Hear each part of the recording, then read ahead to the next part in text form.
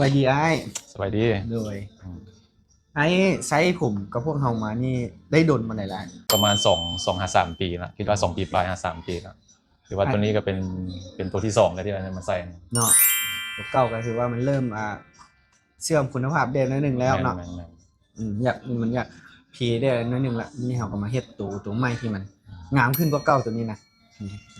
อ่าอยากให้ไอ้แชร์ประสบการณ์ได้นิดนึงเนาะเพราะว่าไอ้เคยไซส์ไปเป็น2-3 ปีอย่างซี่นะเบิ่งว่าตัวนั้นมันเป็นอะไร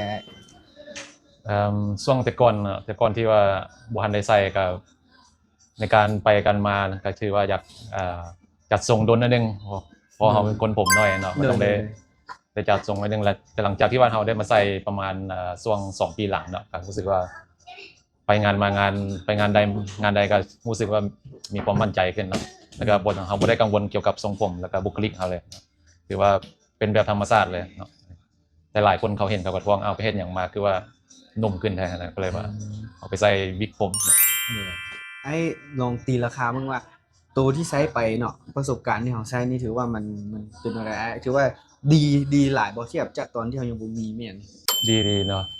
คือว่าในการใส่วิกนี่มันเว้าง่ายๆคือมันเสริมบุคลิกให้เราเนาะคือมีความมั่นใจเนาะคือว่ามันคุ้มค่ากับเงินที่เราเสียไปว่าซั่นซะเนาะ เลย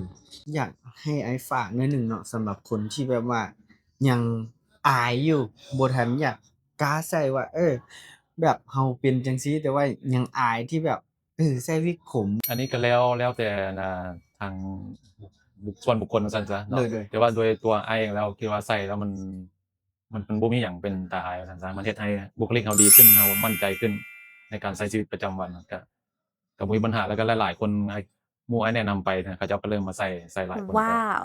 ก็บ่มีปัญหาหยังเนาะอืมก็เลยอยากให้หลายๆคนเปิดใจลองมาใส่เบิ่งเนาะ ใจลองใส่มันถ้ามันจะเห็นความแตกต่างนะครับบุคลิกแต่ก่อนกับหลังจากที่ว่าเราได้ใช้มานี่มันจะแตกต่างกันหลาย